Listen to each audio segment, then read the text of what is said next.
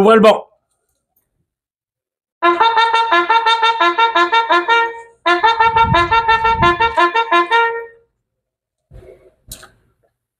Lecture de texte par les élèves de la classe de défense de Madame Fléchel. Léona. Lecture de texte de l'appel du général de Gaulle.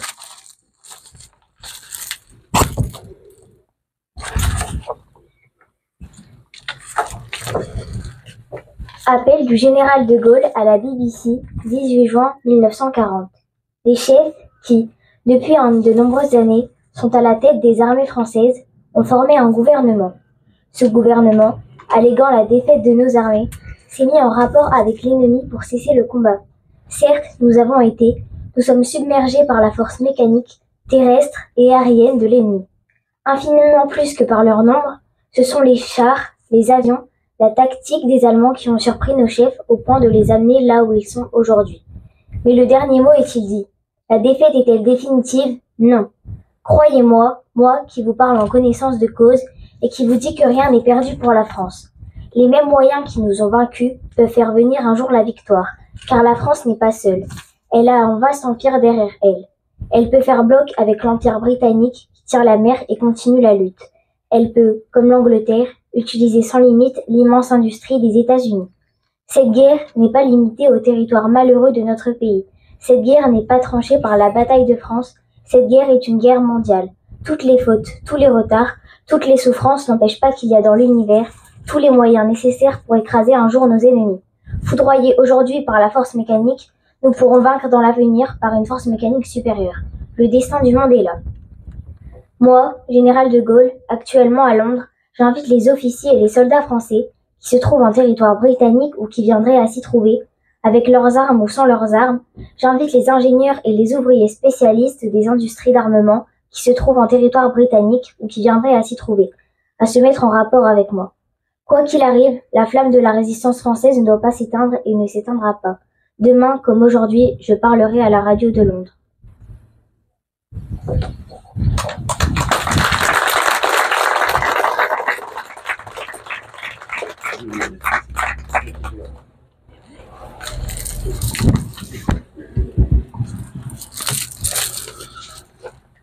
Lecture de texte par la jeunesse de l'Ancrage. Donc, suite à un séjour à Oradour-sur-Glane à l'automne dernier, les jeunes de l'Ancrage souhaitaient aujourd'hui commémorer et valoriser leur projet en mettant en avant le devoir de mémoire. Juste pour ne pas oublier et que la jeunesse s'intéresse aujourd'hui au devoir de mémoire. Les jeunes vont vous lire un texte intitulé Oradour de Jean Tardieu. Oradour, j'ai peur d'entendre, Oradour, je n'ose pas approcher de tes blessures, de ton sang, de tes ruines. Je ne peux pas voir ni entendre ton nom. Oradour, je crie et hurle chaque fois qu'un cœur éclate sous les coups des assassins. Une tête épouvantée, deux yeux larges, deux yeux rouges, deux yeux graves, deux yeux grands. Comme la nuit, la folie, deux yeux de petit enfant, ils ne me quitteront pas.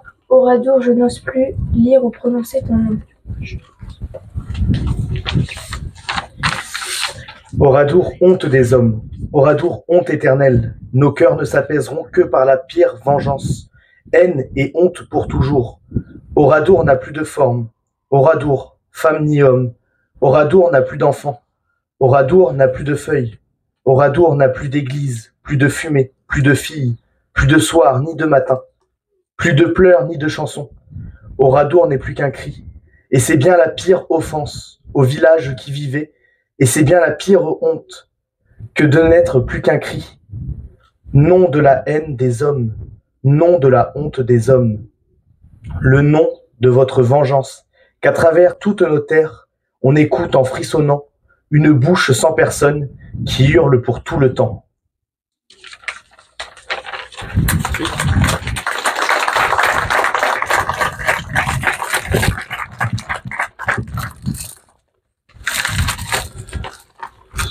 On va procéder au dépôt de gerbes par Monsieur Michel Lartisien, président de l'Amicale des anciens combattants.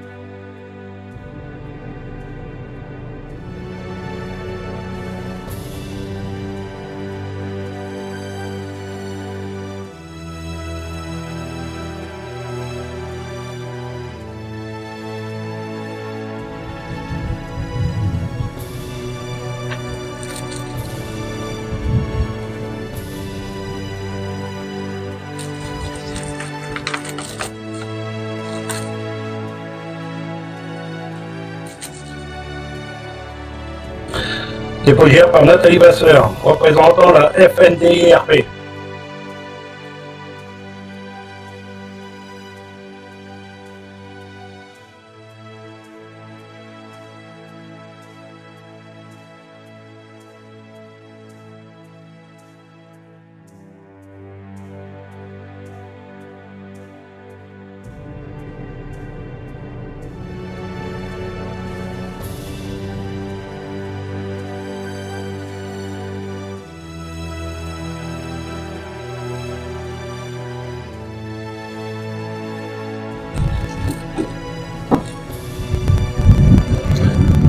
Par Monsieur Laurent Jacques, maire du Tréport et conseiller départemental.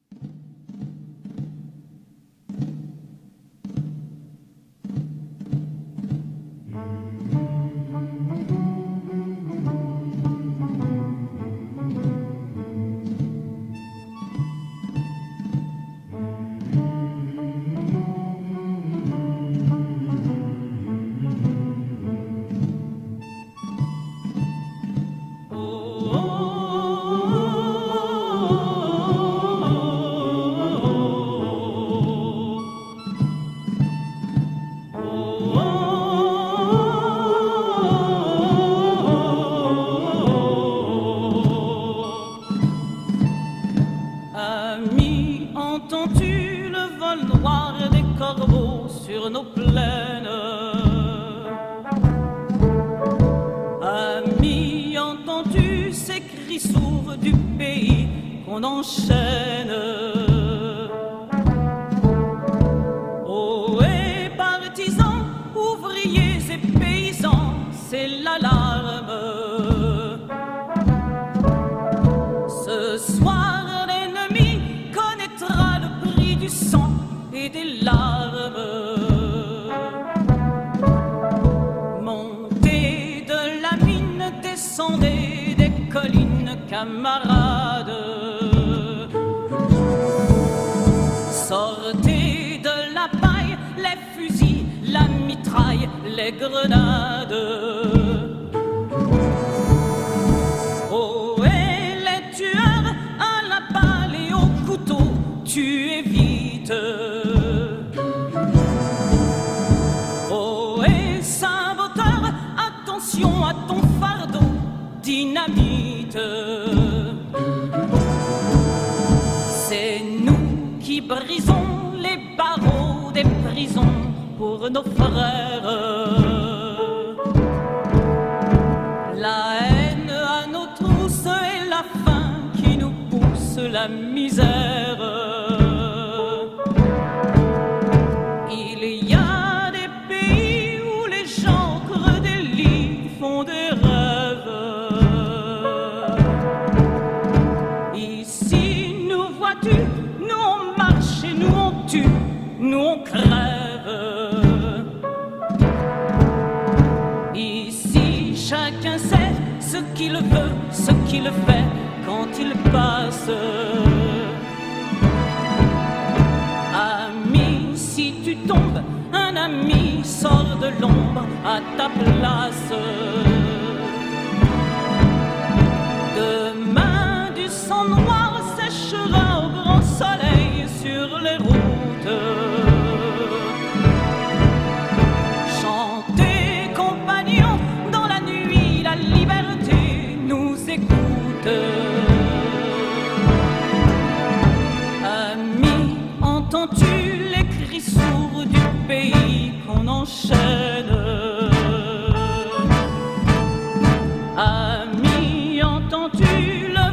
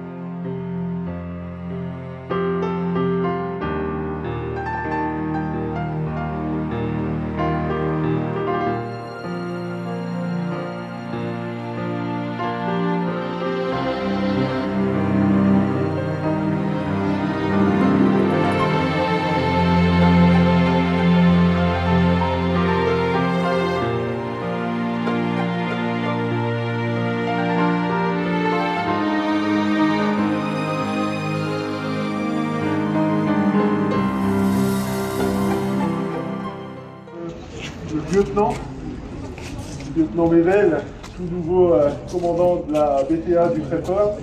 Merci de votre présence pour cette première cérémonie avec nous ce soir.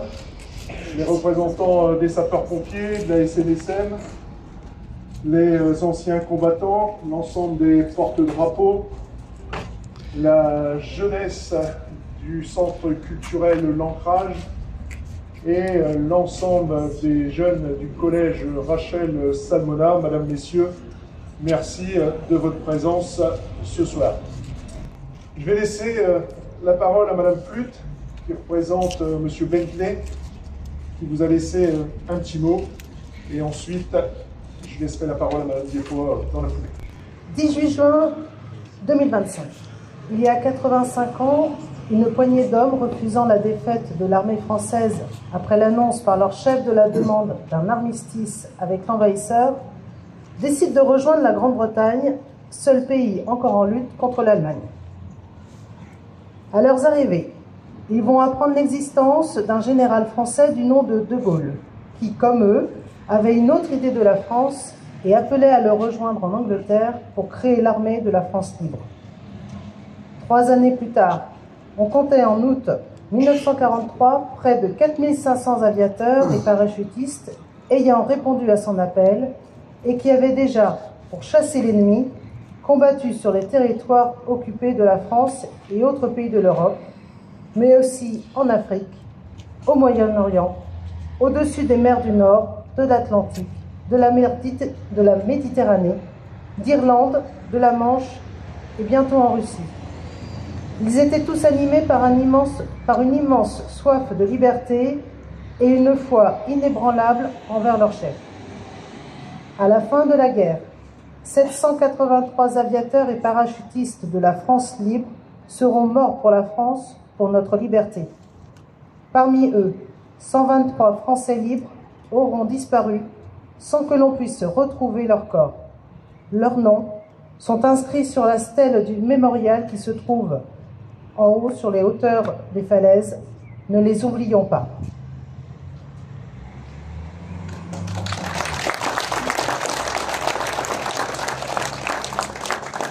Madame Diepois.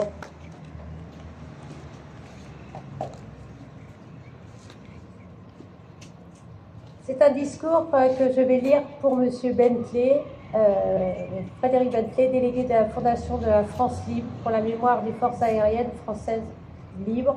Discours de la Fondation sous l'autorité du général Bresse, son président. 18 juin 2025. Voici exactement 85 ans, à la radio de Londres, le général de Gaulle lançait son appel à refuser la défaite.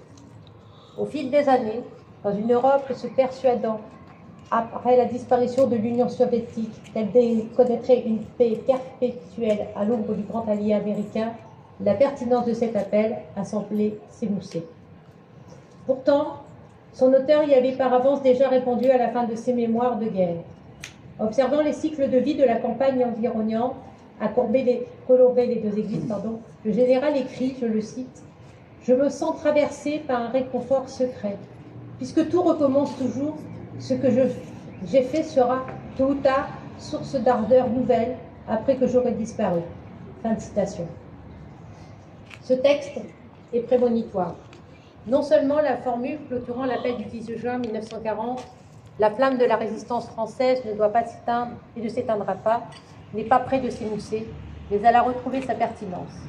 Elle s'étend même à présent à une Europe qui, après l'agression de l'Ukraine par la Russie, a dû faire son deuil de l'illusion de la paix éternelle, puis se retrouver confrontée au doute quant à la pérennité de la protection américaine et à l'inquiétude devant l'embrasement du Moyen-Orient. Tout ceci questionne davantage notre capacité à réagir et à résister en négligeant ce qui nous divise au profit de ce qui nous rassemble. Dans ce cadre, il est bon de nous souvenir de ceux, Français libres et résistants de la première heure, qui n'ont pas hésité ni douté, quelle que soit leur appartenance politique, philosophique ou religieuse.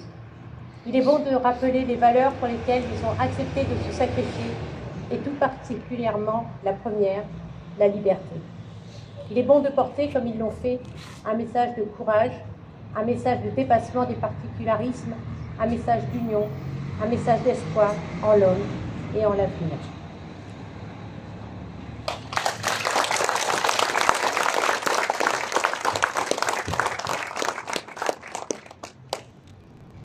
Il y a 85 ans, le 18 juin 1940, le général de Gaulle lançait un appel qui allait traverser les générations.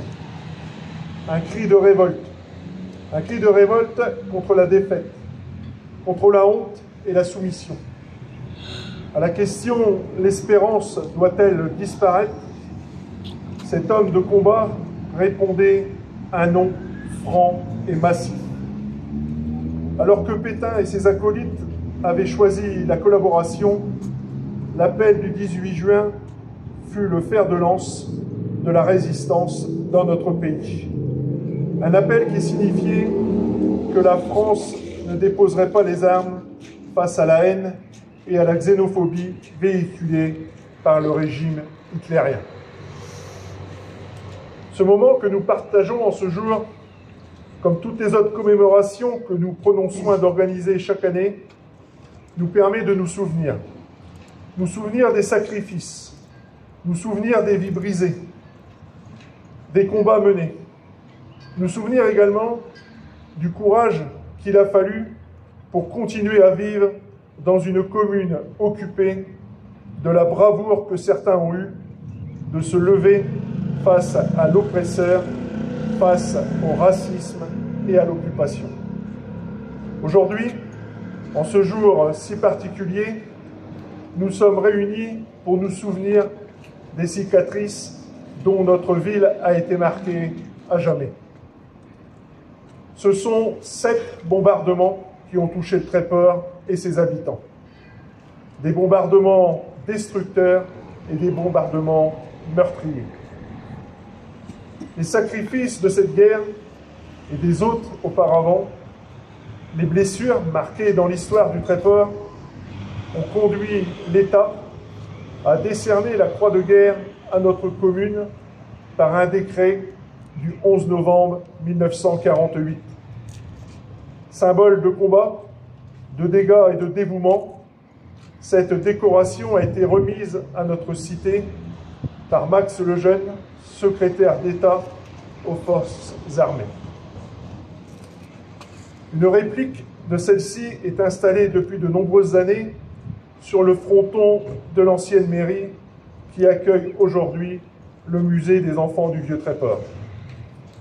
Je tiens à féliciter les services techniques de la ville qui, en décembre dernier, ont réalisé une nouvelle représentation de cette distinction pour remplacer celle qui avait subi les effets du temps.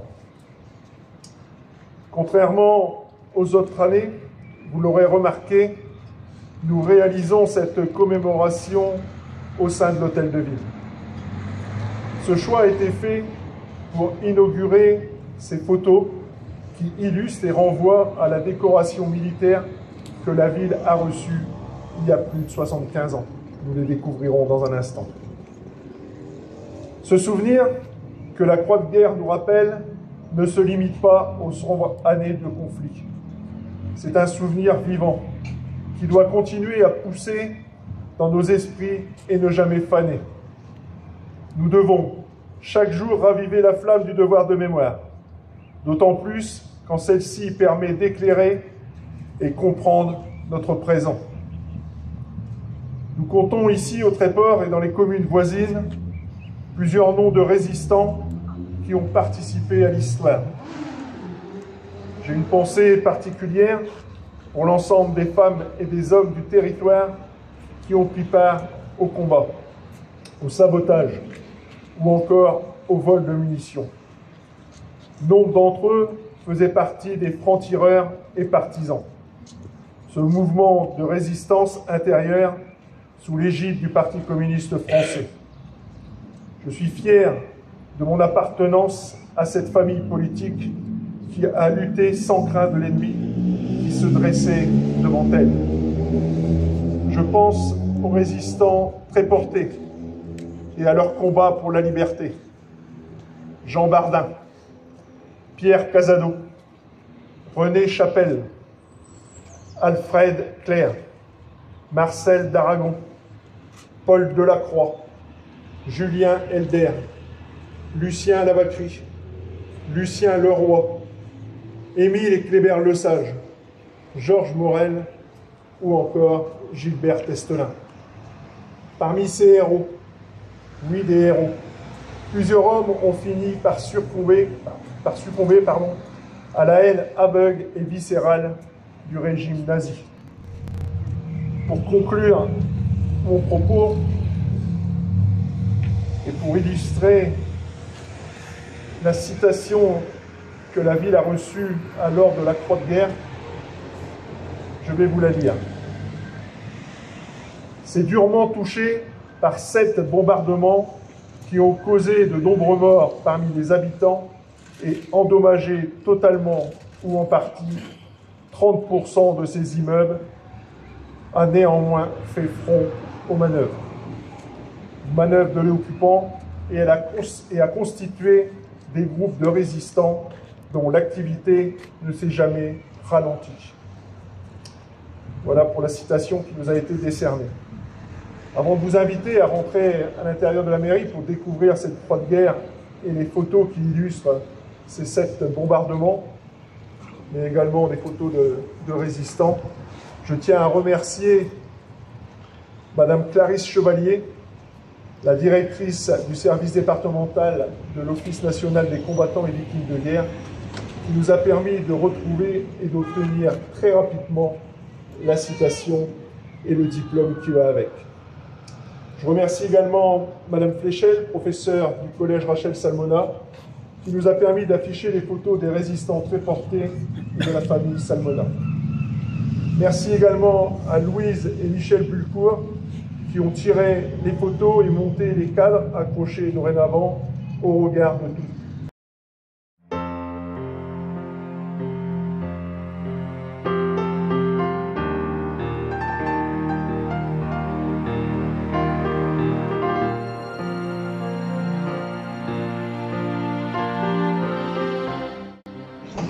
Tout le monde est rentré. Je ne vais pas refaire donc, de mon discours. Je pense que ça a été dit dehors. J'ai juste récupéré 2 jeunes du conseil municipal jeune qui vont avoir l'honneur de dévoiler la croix de guerre qui a été décernée à notre prépa le 11 novembre 1948 avec les photos des bombardements et puis quelques photos également des résistants très portés qui sont dans les cadres. Du moins maintenant elle sera visible de tous puisqu'elle restera affichée dans l'hôtel de ville. Mademoiselle, à vous de jouer.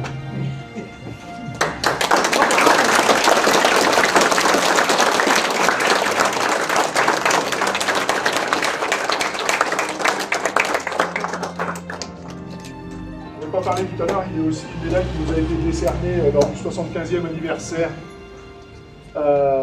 C'était organisé par la région, c'était en Haute-Normandie, qui symbolise aussi la ville de Chétor qui a été aussi bombardée et qui fait partie des villes martyrs normandes.